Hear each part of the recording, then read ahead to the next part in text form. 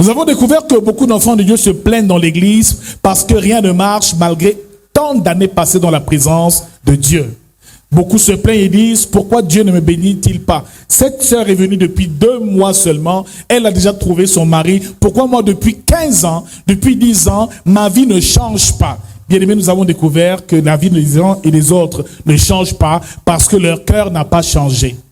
Parce que leur nature n'a pas changé et parce que leur caractère n'a pas changé. Pour avoir le caractère qu'il faut afin que Dieu te bénisse, et il faut développer en soi le fruit de l'esprit.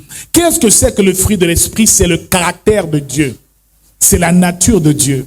C'est effectivement la chose qui atteste que tu es devenu un homme spirituel, ce qui veut dire que Dieu peut te faire confiance et te confier des grandes choses. Galates 5, verset 22 nous parle de l'amour, de la paix, de la fidélité, de la douceur, de la patience, de la tempérance, de la bonté, de la bénignité. Mon frère, ma sœur, tout chrétien qui veut expérimenter la toute-puissance de Dieu doit comprendre que la délivrance n'est pas seulement spirituelle, mais elle est aussi émotionnelle. Et ici, Dieu nous invite à guérir de nos émotions. Il dit, je souhaite que tu prospères à tous égards et que tu sois en bonne santé comme prospère l'état de ton âme. Alors, bien-aimé, pour prospérer avec Jésus-Christ, pour prospérer dans nos finances, prospérer dans notre santé, prospérer dans notre mariage, et il faut que notre âme prospère et grandisse.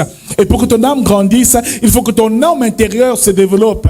Et pour que ton homme intérieur se développe, il faut que le fruit de l'esprit se manifeste. Mon frère, un homme qui a déjà l'amour, qui a la paix, qui a la douceur, qui a la patience, qui est fidèle, un homme qui a la bonté en lui, est un homme qui est accompli, est un homme que Dieu visitera certainement au nom de Jésus-Christ. Alors nous recevons le Saint-Esprit, mais notre nature ne change pas.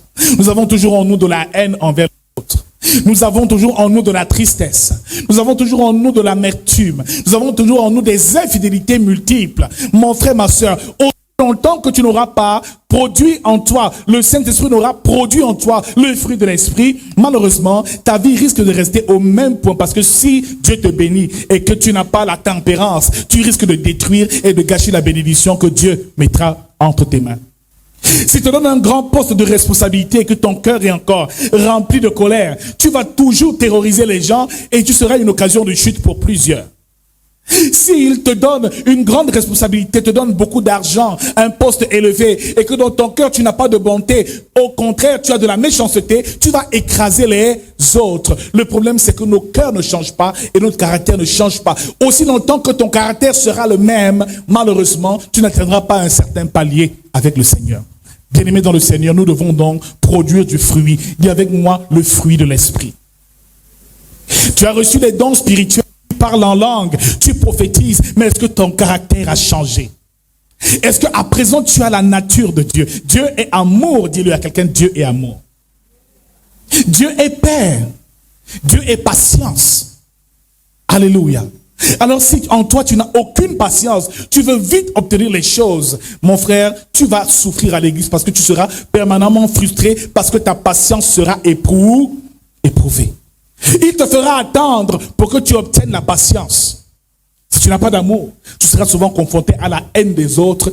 Et dans un climat hostile, Dieu va permettre effectivement que tu grandisses dans la joie. Mon frère, ma sœur, nous devons grandir dans le fruit de l'esprit. Et le fruit que nous verrons ce matin est une vertu très importante qui, pour ma part, est même du moins l'une des plus importantes que le Saint-Esprit nous transmet lorsque nous devenons enfants de Dieu. Ce fruit est un fruit très important. Ouvrons nos Bibles pour la lecture de cette matinée. Nous sommes dans le livre de Genèse chapitre 39. Il arriva que la femme de son maître porta les yeux sur Joseph et dit, « Couche avec moi. » Il refusa et dit à la femme de son maître, « Voici, mon maître ne prend avec moi connaissance de rien dans la maison, et il a remis entre mes mains tout ce qui lui appartient. Il n'est pas plus grand que moi dans cette maison, et il ne m'a rien interdit, excepté toi, parce que tu es sa femme. Comment ferais-je un aussi grand mal et pécherais-je contre Dieu? » Bien-aimés dans le Seigneur, pour tous ceux qui connaissent un peu l'histoire de Joseph, la Bible nous fait comprendre ici que Jacob appelé Israël, a eu un fils cadet du nom de Joseph, qui durant son enfance a été jalousé par ses frères et détesté par ses frères à cause de son étoile et de la grâce qu'il avait dans sa vie. La Bible nous fait comprendre que ses frères l'ont vendu aux marchands ismaélites et l'ont fait passer pour mort et ont dit à leur père que notre frère Joseph est mort. Joseph donc fut vendu à un certain Potiphar qui était effectivement un homme, un officier de Pharaon, un chef des gardes égyptiens, un homme important en Égypte.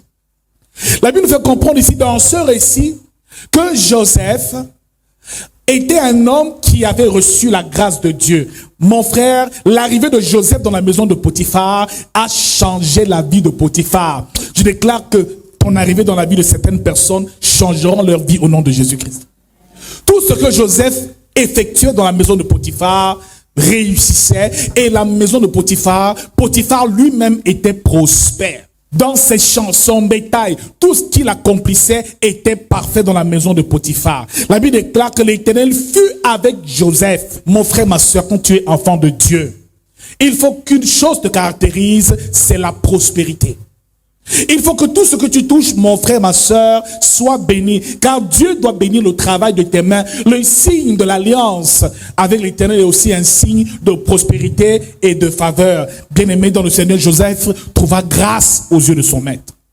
Je déclare que dans tout ce que tu vas entreprendre, tu trouveras grâce aux yeux de tes dirigeants, de tes patrons, de tes chefs. Et ils vont t'élever et t'établir sur leur maison et dans leurs entreprises au nom de Jésus-Christ. Potiphar faisait tellement confiance à Joseph qu'il a confié à Joseph tout.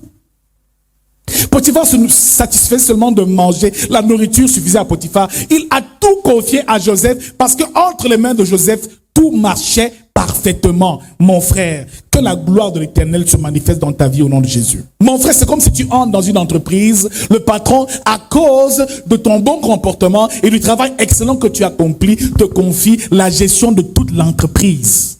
Ici, Joseph était un homme distingué. C'était distingué des autres employés, des autres esclaves ou des autres ouvriers. Potiphar l'a donc établi dans sa maison. Et quelque chose d'assez particulier s'est produit. C'est que la femme de Potiphar a posé les regards sur Joseph et désirait Joseph. La Bible nous fait comprendre ici qu'il arriva que la femme de son maître porta les yeux sur Joseph et lui dit « Couche avec moi ». Il lui a dit, ce n'est pas possible. Mon Seigneur, ou alors Potiphar m'a déjà établi sur tout. La seule chose qu'il m'a interdit, c'est de toucher à toi. Il n'y a aucune différence entre lui et moi. Il n'est pas plus grand que moi dans cette maison. Il ne m'a rien interdit, excepté toi, parce que tu es sa femme. Comment ferais-je un aussi grand mal et pécherais-je contre Dieu? Joseph n'a pas refusé de coucher avec cette femme par crainte de Potiphar. Mais la Bible nous déclare ici qu'il craignait Dieu. Il avait peur de pécher contre Dieu. Bien-aimé dans le Seigneur, il refusa. L'occasion était favorable parce que Potiphar avait voyagé. Joseph était déjà puissant dans sa maison, mais il a refusé de se compromettre. Au même titre que Daniel a refusé de se compromettre et a refusé de manger à la table du roi Nebuchadnezzar. Il ne voulait pas se souiller avec la nourriture du roi. Il dit, donnez-moi seulement des légumes et des fruits. Je vais manger et jeûner et je serai avec mon Dieu. Je ne désobéirai pas à la volonté de mon Dieu. Bien-aimé dans le Seigneur, une chose qui caractérisait Joseph. Dans tout son parcours, en tant que serviteur de Dieu, c'est une chose importante, sa fidélité. Dis à quelqu'un, la fidélité.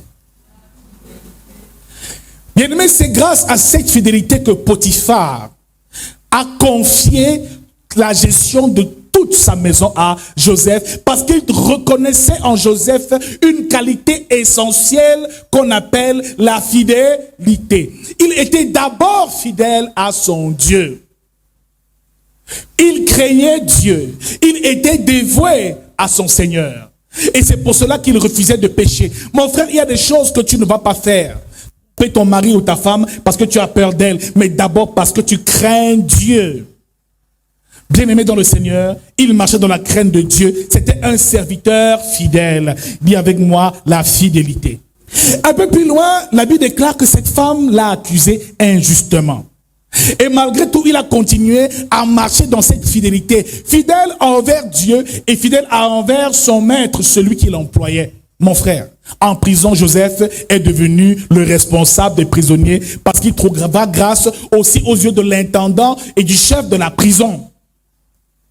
Il excellait dans son œuvre et accomplissait toujours ce qu'on lui demandait. Il faisait cela avec une véritable dévotion, un dévouement absolu. Joseph était un homme fidèle. Mon frère, ma sœur, Dieu cherche des hommes fidèles. Il ne peut jamais confier de grandes choses à une personne qui n'est pas fidèle.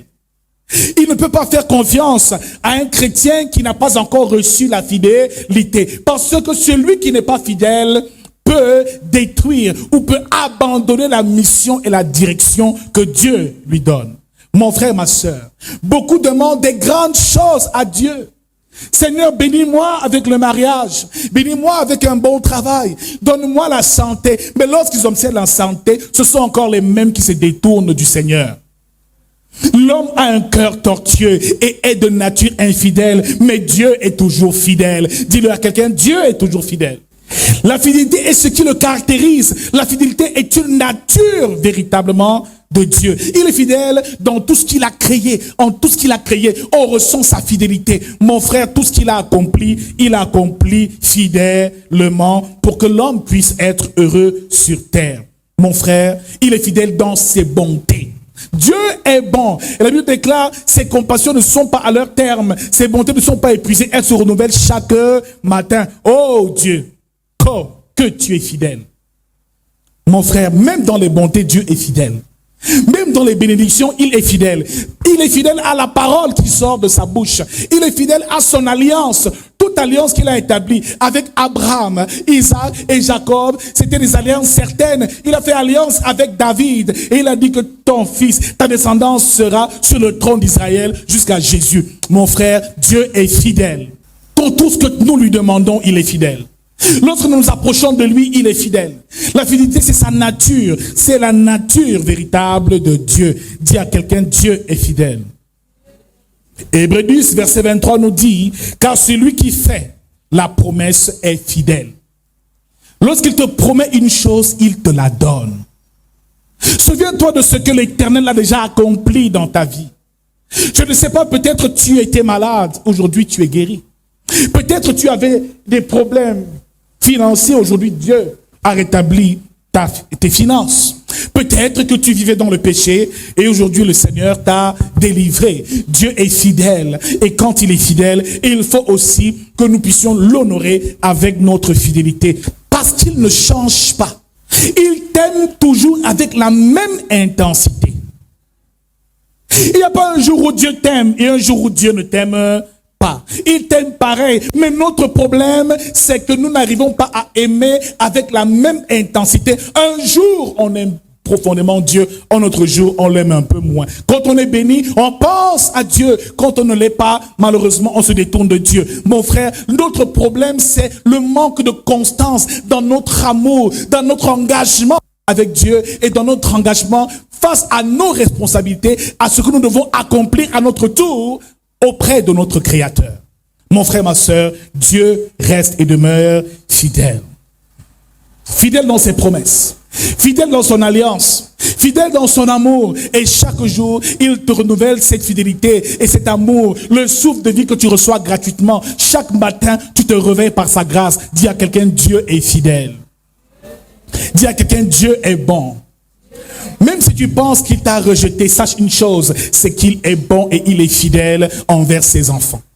Tout ce qu'il a déclaré, tout ce qu'il dit, il accomplit. Il nous soutient dans tout ce que nous accomplissons. Il nous pardonne nos péchés. Son amour ne varie jamais, jamais, jamais. Il nous aime profondément. Mais laissez-moi vous dire que l'homme, par contre, est caractérisé par son infidélité. Permanemment, son cœur vacille. Parfois, il est avec Dieu, parfois, il ne l'est pas. Lorsqu'il est béni, il est inconstant, même dans la bénédiction. Mon frère, c'est quand Dieu te bénit que tu dois davantage te raffermir ta foi et être fidèle dans sa présence. Certains, par des épreuves, finissent même par se détourner de Dieu et de la présence de Dieu à cause des difficultés. Mon frère, notre problème, c'est notre inconstance. C'est notre manque de constance, notre manque de stabilité dans notre relation avec notre Seigneur. Parfois, on prie beaucoup et des fois, on prie un peu moins. Parfois, on loue avec zèle et des fois, on perd le zèle. La raison pour laquelle nous ne sommes pas souvent bénis et nous ne sommes pas bénis, c'est que nous manquons de stabilité. Ma prière, c'est que tu sois stable dans ta relation avec Dieu. Ma prière, c'est que nous soyons tous constants dans notre amour permanent, dans l'amour que nous manifestons envers notre Seigneur. Mon frère, la constance est quelque chose de très important. Joseph ici était fidèle à Dieu et il savait qu'il y a des choses qu'il ne ferait jamais parce qu'il a honoré, il honore l'Éternel, car la fidélité est un signe qui atteste effectivement de son respect, de l'honneur qu'il accorde à son Créateur. Il dit, je ne peux pas me souiller parce que au Seigneur je suis fidèle, je me suis engagé à le suivre et je le suivrai jusqu'à la mort. Quelles que soient les persécutions, quelles que soient les oppressions, je reste et je demeure fidèle. C'était le cas de Joseph. Il était fidèle en toutes choses à l'Éternel, mais aussi aux personnes qui l'entourent. Mon frère, ma soeur, pose la question à quelqu'un, demande-lui, es-tu fidèle? Développes-tu la fidélité? Es-tu fidèle à ton Seigneur? Es-tu fidèle à ton mari? Es-tu fidèle en amitié? La fidélité doit être vue et constatée dans tous les niveaux de notre vie et de notre existence. Cultive la fidélité. Bien aimé, dans la Bible, il y a eu plusieurs hommes fidèles. Job était un homme fidèle. Et la Bible déclare que Job était un homme prospère. Il était riche en menu bétail, en serviteur. Il avait des enfants. Job était réellement prospère. Et le secret de Job était dans sa fidélité. Il était fidèle dans ses offrandes, ses dîmes, ses sacrifices. Et lorsque ses enfants se retrouvaient pour manger, seulement le fait de penser qu'ils aient pu désobéir à Dieu, il allait donner une offrande à l'Éternel. Dis à quelqu'un, la fidélité est la chose qui va te distinguer aux yeux de Dieu. La fidélité est la chose qui va te lever aux yeux des hommes. Celui qui est fidèle, Dieu finira par l'élever. Parce qu'il saura en lui que cette personne est constante. Son amour ne vacille pas, ne varie pas. Il n'y a rien en lui qui peut empêcher effectivement que je le bénisse. C'était le cas de Joseph. Qu'est-ce que c'est donc que la fidélité? En hébreu, la fidélité veut dire aman. Aman. A-M-A-N, aman. Et en grec, pistos. La fidélité est donc ici la qualité de quelqu'un qui est dévoué et attaché à une personne. La qualité de quelqu'un qui est dévoué et attaché à une personne ou à quelque chose. C'est aussi une qualité qui décrit la constance dans les sentiments, dans la relation, dans l'amour qu'on a envers quelqu'un. La fidélité est dans le caractère d'un homme qui prend soin des siens, qui prend soin des autres. Et bien aimé dans le Seigneur, nous le verrons par la suite, tous ces hommes qui ont été grands avec Jésus, avec Dieu, ont été fidèles. C'est ce que l'Éternel recherchait chez Moïse, chez Abraham, chez Isaac et chez Jacob. Abraham était prêt à immoler son propre fils parce qu'il était tellement fidèle à Dieu. Mon frère, si nous voulons dans l'église être distingués, être à part, et réussir et prospérer, apprenons à être fidèles. Dis avec moi, être fidèle. Quand tu décides de prier, il faut que tu te rassures que tu pries chaque jour. Le problème, c'est qu'on prie parfois, et parfois on ne prie pas. Quand tu décides de venir à l'église, rassure-toi que chaque jour tu es à l'église et tu sers ton Dieu. Le problème, c'est qu'on vient parfois, et parfois on ne vient pas. Quand tu décides de donner ta dîme à l'Éternel, sois fidèle dans la dîme et ta portion d'alliance avec Dieu. Et Dieu bénira ta fidélité. Il bénit la fidélité de ses serviteurs. Ce sont les serviteurs fidèles qui sont bénis. Et mon frère, ici, l'une des premières choses qui caractérise quelqu'un de fidèle, c'est que celui qui est fidèle est d'abord un serviteur. Il dit bon et fidèle serviteur entre dans la joie de ton maître. Celui que Dieu bénit, lui-même doit être au service des autres et au service de Dieu lui-même. Mon frère, il y a une différence entre les serviteurs et les fidèles. Beaucoup disent, je suis fidèle de Dieu, fidèle du Seigneur. Je suis membre de l'église peut-être, mais ceux qu'on appelle fidèles sont ceux qui ont des charges à l'église, sont ceux qui sont un soutien pour les autres. La fidélité est donc une qualité. La qualité d'un homme responsable, d'un serviteur responsable dans les tâches qu'on lui confie. Joseph faisait le travail qu'il devait faire, mais il le faisait de manière excellente. Il excellait dans ce qu'on te donne une chose, cette chose, tu la gères bien et tu la manœuvres bien. C'est ça la fidélité. En plus de l'attachement dont il est question, il faut aussi que la personne, ce que tu lui dis de faire, elle le fasse bien avec son cœur, avec dévouement.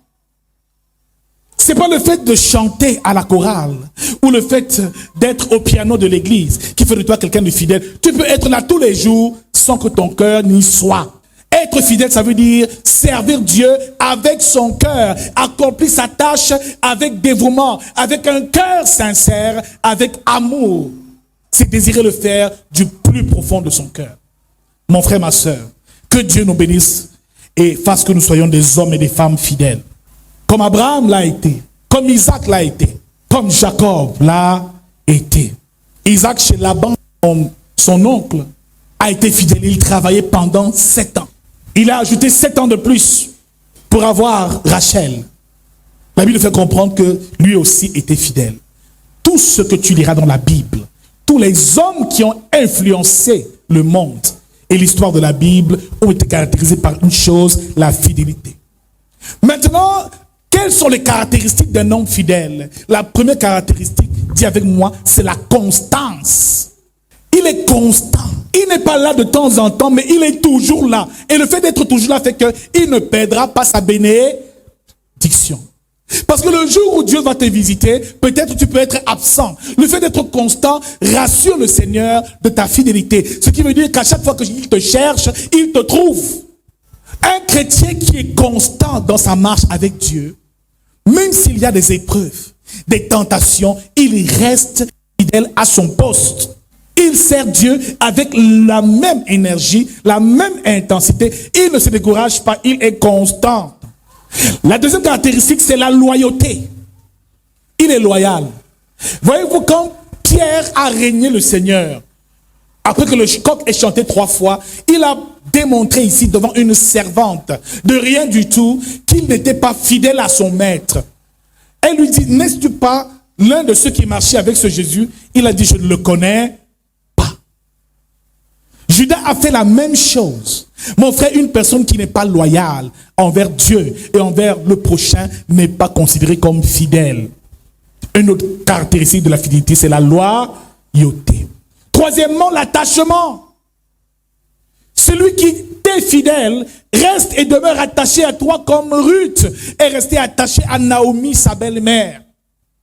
Ton peuple sera mon peuple, ta nation sera ma nation. Là où ton Dieu sera mon Dieu, là où tu seras enterré, je serai enterré. Mon frère, un homme fidèle reste attaché à toi. Comme Jonathan était attaché à David au point où il s'est dépouillé de sa gloire. Parce qu'il voyait en David quelqu'un de grand. Il savait que David allait être roi d'Israël, même s'il était l'héritier légitime. Il sait reconnaître ta grandeur. Quelqu'un qui est attaché à toi te soutient dans toutes les circonstances. Mon frère, un homme ou une femme qui t'est fidèle ne te quittera jamais. Dans ta vie au quotidien, une personne qui est fidèle, une personne qui est attachée, qui t'aime sincèrement ne t'abandonnera pas, même quand tu es dans l'erreur. Il te soutiendra toujours publiquement, même si secrètement il te demandera pourquoi tu as fait cela. Il ne t'aime pas parce que tu es gentil avec lui. Il ne t'aime pas parce que tu lui fais des cadeaux. Il t'aime pour ce que tu es. Mon frère, faisons souvent la différence. Dans nos amitiés, il y a des personnes qu'il ne faut jamais prendre n'importe comment. Des personnes que Dieu t'envoie lui-même, qui te seront toujours fidèles. Je déclare que cela sera ton partage au nom de Jésus-Christ. Des personnes qui, malgré tes échecs, malgré ton humiliation, prendront toujours ta défense et feront tout pour que toi, tu ailles de l'avant. Que ta vie aille de l'avant. Mon frère, ce genre de personnes sont rares. C'est pour ça que Dieu les recherche. Parce que la plupart des personnes sont infidèles. Parce que tu as fait ceci, je ne te parle plus. Parfois, tu te souviens d'une chose qu'elle a faite et tu lui fermes la porte de ton cœur. Pendant des années, cette personne t'a fait du bien. Ce pasteur a prié pour toi. Il a jeûné pour toi. Mais pour un incident, tu oublies tout le bien qu'il a fait. Cette sœur a toujours été là à tes côtés. Mais seulement parce qu'elle commet une erreur, tu l'oublies et tu la réunis publiquement et définitivement. Mon frère, l'homme brille par son infidélité. Celui qui t'aime, tu ne commandes pas son amour. Celui qui t'est fidèle, tu ne commandes pas son amour, mon frère. Il te donne son amour. Il est là parce qu'il faut que tu avances. Il te bénit et est toujours avec toi. Je bénis le Seigneur pour tous ceux qui ont toujours été fidèles à Dieu.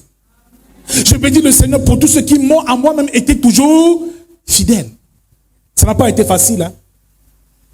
Dans ce ministère, nous avons vu des vertes et des pas mûres. Des gens sont venus et sont partis, ont été au milieu de nous. Mais rares sont ceux qui sont restés fidèles. Beaucoup n'ont pas cru. Mais je laisse-moi te dire que quand Dieu accomplira son plan dans nos vies, ces personnes-là vont regretter d'être parties. Et parce qu'elles n'étaient pas là par amour pour moi, par amour pour le Seigneur. Elles venaient pour leurs propres intérêts. Quelqu'un qui était fidèle ne te quitte pas. Il fait tout pour que la situation s'arrange. Et il prie pour que tu t'améliores même quand tu es dans l'erreur. Il ne t'expose pas. Il ne t'abandonne pas. Bien-aimé, c'est quand quelqu'un a obtenu ce qu'il veut de toi que tu sais s'il t'aime sincèrement et s'il te sera fidèle. Lorsqu'il n'a plus besoin de toi la plupart du temps, les hommes te rejettent. Quand il a obtenu ce qu'il veut, après, il ne te gère plus. Mais mon frère, un homme fidèle est une personne qui développe les qualités que Dieu désire. Plus nous allons grandir individuellement dans la fidélité, plus Dieu va nous élever et nous bénir au nom de Jésus. Sois fidèle à ton église. Sois fidèle à ton prophète. Sois fidèle à tes frères et sœurs en Christ. Ne dénigre personne. Reste et demeure fidèle. Applique-toi dans les tâches que Dieu te donne et laisse-moi te dire que c'est de là que Dieu t'élèvera au nom de Jésus-Christ. La fidélité nous parle d'attachement. Quatrièmement, de responsabilité. Celui qui est fidèle est responsable des autres. Et Luc chapitre 16 au verset 12. Si vous n'avez pas été fidèle dans ce qui est à autrui, qui vous donnera ce qui est à vous? Quand tu n'arrives même pas déjà à soutenir une personne, quelqu'un que tu dois soutenir, comment peux-tu toi-même obtenir des choses de Dieu par la suite? Mon frère, des personnes fidèles, Dieu les recherche. Sixième point, la serviabilité. Une personne fidèle est serviable et dévouée à ta cause. C'est une personne qui est toujours disponible. Quelqu'un que tu appelles, même s'il est quelle heure, et dit, ouais, attends, je vais faire l'effort de venir te retrouver. C'est une personne qui ne te voit pas lorsqu'elle a du temps à perdre. Mais une personne qui te donne le meilleur de son temps. Quelqu'un de fidèle. Il faut le ressentir. Un chrétien fidèle devant Dieu, le Seigneur le ressent. Un homme qui est fidèle, même envers sa hiérarchie, son patron, son maître comme Joseph, il ne peut être qu'élevé. Bien-aimé dans le Seigneur, être fidèle comprend bien des bénéfices. Apprends à être fidèle, mon frère, ma soeur. Apprenons à être fidèles. Fidèles en amour. Il y a des hommes qui n'ont pas de fidélité dans leur cœur. Hein. Il a sa femme, mais ses yeux sont toujours dehors. Alléluia. C'est un infidèle. Mais il y a aussi une autre dimension d'infidélité, c'est que l'homme n'est pas responsable. Il n'assume pas son rôle en tant que mari dans la maison. C'est aussi une forme d'infidélité. Dans la Bible, quand on dit infidèle, c'est ceux qui ne sont pas croyants. C'est ceux qui ne partagent pas la même foi que nous, qui ne croient pas et qui n'ont pas le même amour pour le Dieu que nous servons. C'est eux les infidèles. Mais je déclare que nous sommes des fidèles au nom de Jésus. Que quoi qu'il arrive, quelles que soient les épreuves par lesquelles tu passes, tu resteras toujours fidèle à Dieu et tu ne perdras pas ta récompense au nom de Jésus-Christ. Je sais que certains ici sont passés par des épreuves. Certains ont été malades pendant des années, ou d'autres au chômage pendant des années. Mais bien aimé dans le Seigneur, plus tu persévères, plus tu restes fidèle à ton Seigneur, plus tu restes à ton poste, plus tu auras la grâce d'être visité et d'être élevé. Mon frère, ma soeur, ne te décourage pas même si tout le monde t'a abandonné. Reste et sers toujours Dieu fidèlement, avec le même amour, avec le même zèle, même si le monde te rejette, même si tu n'as pas d'argent. Reste fidèle. Persévère. Demeure fidèle. Et Dieu te récompensera au nom de Jésus-Christ. Quelqu'un de fidèle est dévoué. C'est quelqu'un à qui tu peux tout confier. Tu sais que même si je n'ai même rien dans ma vie, cette personne, elle me viendra toujours en aide. Je peux compter sur elle. Et si tu as quelqu'un comme ça dans ta vie sur qui tu peux réellement compter, que tu sais que même si je suis où, la personne viendra me sortir de mes problèmes. C'est très rare de nos jours. De nos jours, c'est chacun pour soi, chacun se bat pour sa vie et voilà, pour sa réussite. Mais des personnes fidèles, des amis fidèles sont rares. Maintenant, nous voyons 2 ou 3 avantages d'avoir la fidélité dans ta vie. Premier avantage de la fidélité, la confiance de Dieu. Celui qui est fidèle, Dieu lui fait confiance. Tu as été fidèle dans les moindres choses, je t'en donnerai des plus grandes. Il dit, bon et fidèle serviteur, tu as été fidèle dans les moindres choses, je t'en donnerai des plus grandes. Mon frère, avec Dieu, ça ne commence pas par quand on a beaucoup. C'est dans le peu que tu reçois, qu'est-ce que tu peux donner. C'est ça qui te qualifie pour la récompense et la gloire. Celui en qui Dieu découvre et voit la fidélité, Dieu lui fait confiance. Bien-aimé, malgré les miracles que Dieu faisait pour libérer son peuple, au désert, ils se sont mis à murmurer contre lui, contre Moïse. Il voit tout le bien que Dieu fait, tous les miracles là, mais il murmure quand même. Mon frère, ma soeur, lorsque tu es fidèle, Dieu te fait confiance. Il est sûr que toi, là, quand il te bénira, tu ne partiras pas. Combien ont été là et sont partis après avoir été bénis? Donc prie pour que Dieu te garde fidèle dans sa présence. Bien aimé, j'ai eu à rencontrer des personnes dans le désespoir. La plupart même de ceux qui sont venus à l'église me rencontrer, tous avaient des problèmes terribles. Soit financiers, soit de santé, tout le reste. Les personnes, Dieu a rétabli leur vie. Mais ce sont les mêmes aujourd'hui qui n'arrivent plus à venir, ni même à appeler, à garder même le contact. Dis avec moi le cœur de l'homme. Bien-aimé, dans ton parcours, tu seras déçu par les gens. Mais attache-toi toujours au Seigneur. Reste toujours fidèle à Dieu. Et Dieu te bénira. Dieu fait confiance à ceux qui lui sont fidèles. C'est parce qu'il n'avait pas confiance en ce peuple qu'il les a fait passer 40 ans au désert. Ils auraient pu aller à Canaan, la terre promise, 40 jours de marche. Et il a dit non. Je leur ferai faire un détour par le désert afin d'éprouver leur cœur. Mon frère, ma soeur, parce que tu es resté fidèle dans la maison de Dieu, je déclare que cette année est l'année de ton élévation.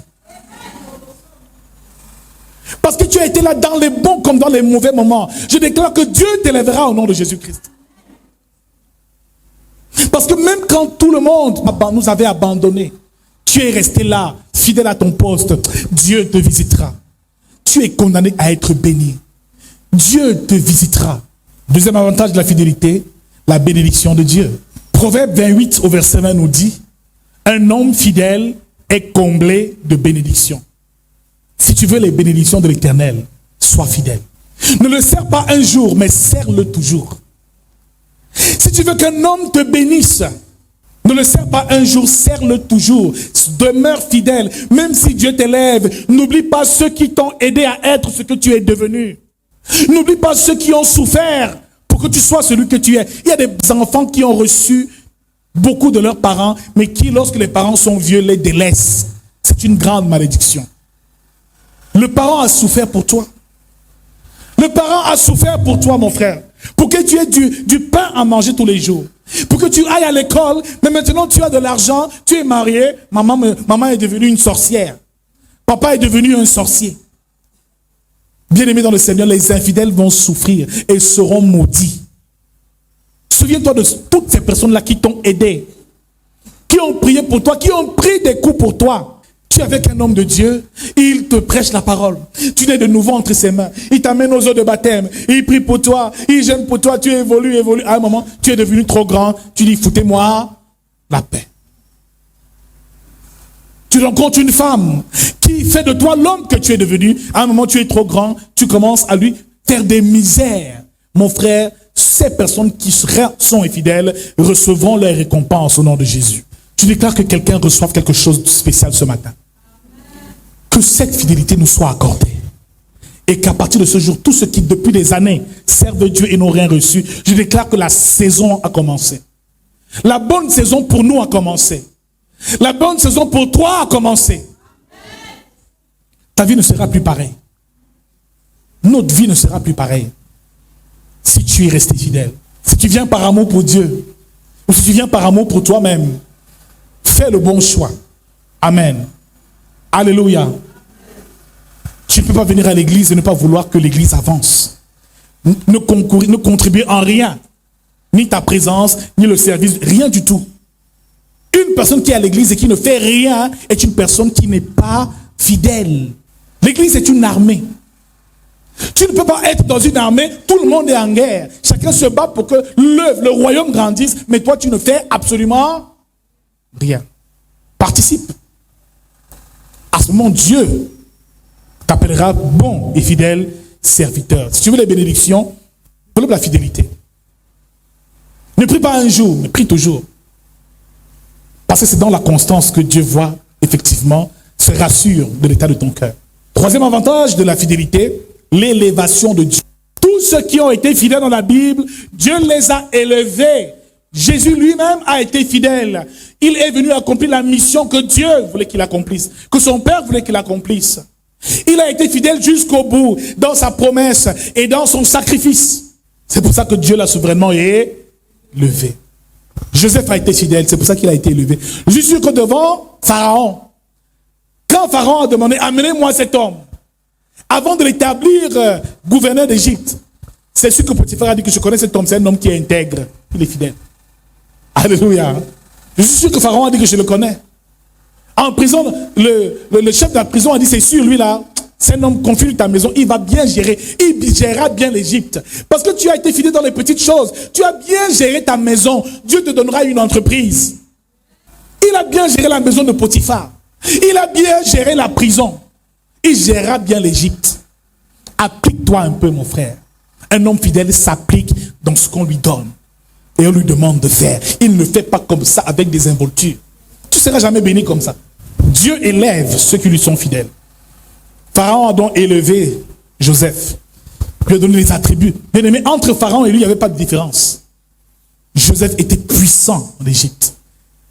Mais depuis la maison de son père, Jacob, Israël, Joseph était fidèle. C'est la fidélité qui l'a distingué. On ne peut pas parler de ton homme de Dieu, toi, tu restes comme ça. Non. C'est ma soeur en Christ. Même si elle a fait quoi, je la protège. Je prie pour qu'elle change. Je ne la livre pas en pâture. Ah, l'homme de Dieu, s'il est tombé, je quitte l'église. Tu as appris que l'homme de Dieu est tombé, je quitte. Il y a des scandales, hein. Des églises dans le monde où je vois des scandales se faire, où le monde éternel m'envoie des sœurs faire tomber des pasteurs. Et quand une telle chose arrive, ah, papa, il est tombé. Ouh, non, je quitte l'église. Pardon, je ne veux pas la sorcellerie, mais ah, frère, qui va prier pour le pasteur qui est tombé? Non, c'est devenu un... Non, il est tombé dans le péché. Moi, je ne peux même plus aller dans cette église. Où est l'amour, où est la compassion? C'est quand tu n'es rien, c'est quand tu n'as rien, que tu reconnais la fidélité des hommes qui sont à tes côtés. Quand on est au sommet de la gloire, on ne peut plus savoir qui est fidèle. Hein? Tout le monde t'aime, on vient t'aider, on vient faire ceci, la comédie. Souviens-toi des gens avec qui tu as été, qui t'ont été loyaux et fidèles lorsque tu n'étais encore rien. Ces personnes-là, garde-les, parce qu'il y a des personnes avec lesquelles il ne faut jamais se séparer. Commence à prier pour les autres. Mon frère, ne passe donc pas un jour sans prier pour les autres et Dieu t'élèvera. Commence à prêcher l'évangile. Frère, depuis que j'ai commencé, tous les dimanches, je prêche. Il n'y a pas un jour que je saute. Même quand je suis en voie, je cours parce qu'il y a le service de Dieu. Mon frère, Dieu récompense ma fidélité. Ce matin, c'est moi qui étais au piano là, tout à l'heure. On dansait, j'étais au piano. Quand ça ne va pas, je prends toutes les bénédictions, je reste et je demeure fidèle. Voilà la chose qui fait donc ce que le Seigneur nous bénisse. Il bénit la fidélité de ses serviteurs. Dernière et avant-dernière chose, comme bénéfice, la fidélité nous accorde une alliance certaine avec Dieu. Une alliance avec Dieu. Et le psaume 89 au verset 3 à 4 nous dit: j'ai fait alliance avec mon élu, voici ce que j'ai juré à David, mon serviteur. J'affermirai ta postérité pour toujours et j'établirai ton trône à perpétuité.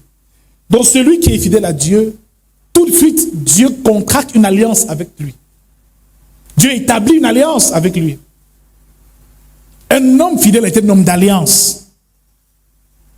Parce que David a été fidèle, que Salomon est resté roi, et de génération en génération, la même bénédiction les suit. Mon frère, soyons un peu fidèles. Le fidèle n'est pas celui qui vient à l'église seulement comme ça tous les dimanches, mais celui qui a le fardeau de l'église. Qui souffre quand il voit que l'église ne marche pas. Quand il voit que les choses n'avancent pas. C'est celui-là qu'on appelle fidèle. Ce n'est pas un membre comme ça. Dernière chose comme bénéfice, la couronne de vie. Et Apocalypse chapitre 2 verset 10. Sois fidèle jusqu'à la mort et je te donnerai la couronne de vie. Matthieu 25 verset 21 nous dit aussi, son maître lui dit, c'est bien. Bon et fidèle serviteur, tu as été fidèle en peu de choses, je te confierai beaucoup. Entre dans la joie de ton maître. Celui qui est fidèle donc réjouit permanemment le cœur de Dieu. Et Dieu lui confie beaucoup de choses. Si tu veux que le Seigneur te confie les richesses du royaume, sois fidèle. Sois fidèle et soyons fidèles parce qu'il récompense ceux qui lui sont fidèles. Nous allons prier ce matin afin que la grâce de la fidélité nous soit accordée. Sois fidèle et soyons fidèles, mes frères. Ne soyons pas là juste parce qu'il faut faire, mais mettons-y notre cœur, notre amour. Chaque acte et chaque service que tu rends pour Dieu, fais-le avec amour. Que tu sois payé ou pas, fais-le avec amour. Et Dieu t'élèvera. Venir prier pour les malades ne doit pas être une contrainte pour toi, mon frère. Venir prêcher ne doit pas être une contrainte. Pour certains, venir même à l'église, c'est une contrainte. C'est quand il n'a rien à faire qu'il vient à l'église. C'est compliqué. Mais bien aimé, je déclare que si tu as été fidèle à Dieu, cette année, ta vie change.